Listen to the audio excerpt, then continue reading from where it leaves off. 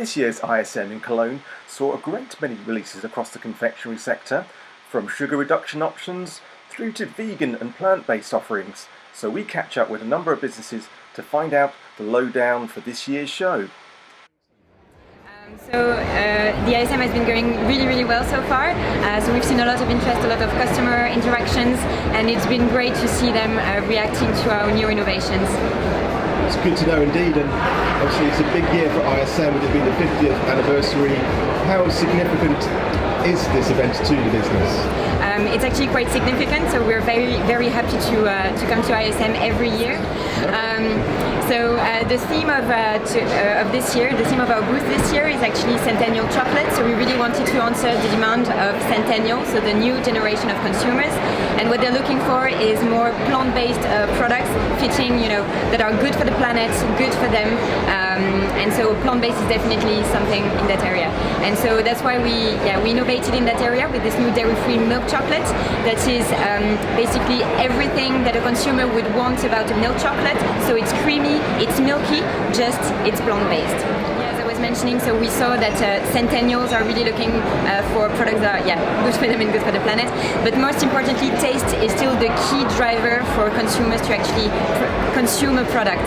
And so we really wanted to have a look for indulgent product. Indulgence was our key focus. Texture, taste was our key focus for this new development, and we believe that we have achieved that. So we actually had three main themes at ISM. So one of them was good for the planet, so products that are sustainable, ethical, and plant-based definitely fit that area. But the new dairy-free milk chocolate is also considered by consumers as something healthy, so good for them. And so in that perspective, we also see sugar reduction as a big topic still this year. And the last part is insogenic, so products that are really shareable on Instagram, that are visually appealing, and we believe that Ruby is definitely one that will keep on growing this year. It's sure brilliant for Sweetdreams this year, and a lot of new interest in nibbles, and our panning side of the operation has been up, so altogether every month for last year we've been double-digit growth. So the icing on the cake's coming here, and we've got a lot more contacts, so hopefully the next year's going to be rosy. We'll continue in the same vein. It's good to know indeed. And around the show, can you tell us what's stood out for you from this year's? Stood out, plant-based, very big. Rather than calling it vegan, everyone seems to be calling it plant-based. I think it's a less controversial word, I suppose, or two words. Healthy snacking, so skinny chocolate, chickpeas, raw beans. I've seen quite a lot of insect-related development, so I think the insect protein's coming now. General well-being, a lot more of that plant-based general well-being. Some more bits of CBD. That's more prevalent this year, but nowhere near what I thought it would be this time last year. So that's interesting. Obviously, this year for ISM, it's the 50th anniversary. Yes. How do you feel about being part of that celebration? It's great. Very proud. I've not been, obviously, for the last 50 years. We've been to a few, but it has shrunk a little bit. But I think it's more quality now than quantity. I think the people that are here are more quality. I would definitely say that. Very good. And the UK pavilion, particularly, from looking at it myself yesterday, there's a lot of activity there. Some strong businesses. Yes, we've had some very good leads coming round, and it's been busy. So it's good. Just looking forward for Sweetdreams for the year ahead. What are your focuses going to be? More of the same. Pushing nibbles. We're going to try and get into export. So we'll push the nibbles into the export market, and then more of the same. We do a lot of white label and healthy snacking, and that's showing no signs of going away, so we're going to build on that as well. Glad to hear it indeed. And just finally, looking ahead to September, we have our World Confectionery Conference. How are you feeling about being part of that speaking? Absolutely over the moon, and I can't wait to participate. It's going to be a great event, and hopefully you'll see a lot of friends and make a lot of new ones. And can you give us a little bit of a flavour of the kind of area that you're going to be speaking on?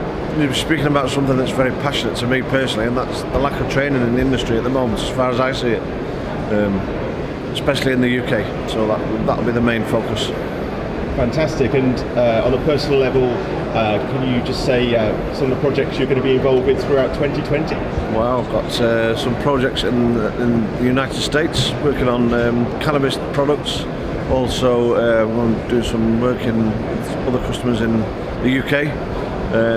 Possible trip to Trinidad and the Caribbean, looking at some sugar confectionery there. So and then the conference in September, so it's going to be a busy year.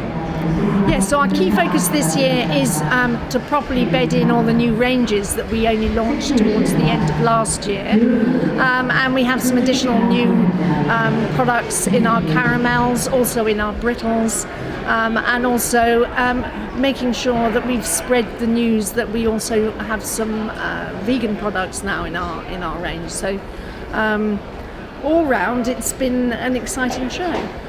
Well, actually, I think overall, probably the biggest thing is that we already saw last year, and even a little bit the year before, the absolute birth of the plant-based, free-from, vegan brands being born, and this year even more so.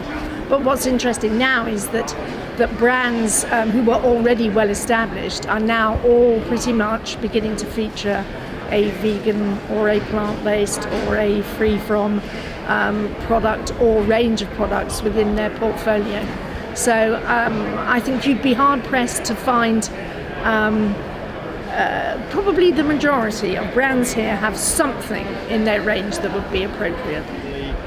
From previous discussions I've had around the show, numbers may be down a little bit, but do you feel that the quality has been good in your opinion?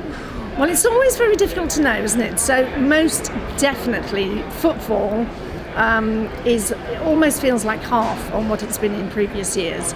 But as we all know, especially for an artisan brand like us, who's not looking for massive volumes, but for careful placements of value, you don't need very many conversions of good leads to make a show a success. So although it's early days, we've had some very promising contacts. We've been on the hunt for a German distributor, for example, and it now looks like we may have a choice between 3, which is absolutely fantastic news for us. Yes, definitely is a special edition, the 50th anniversary of ISM. We're happy to be here one more year. Brazil has been taking part in this show for over 30 years right now, so it is definitely a special year and occasion. And so we're looking forward to the next decades, I suppose.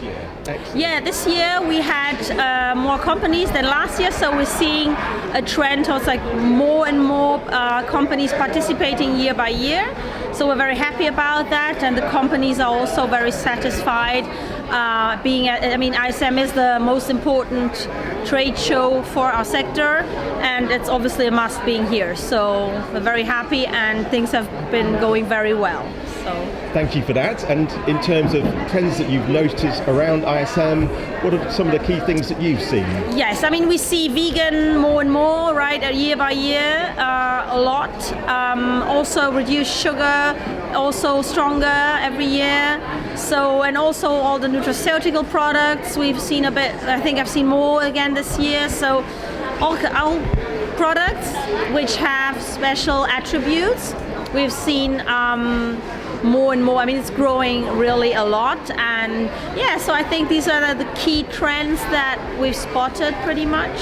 And also coming back to Brazil, we've got a number of new companies joining the pavilion this year. That must be quite encouraging to see from your perspective.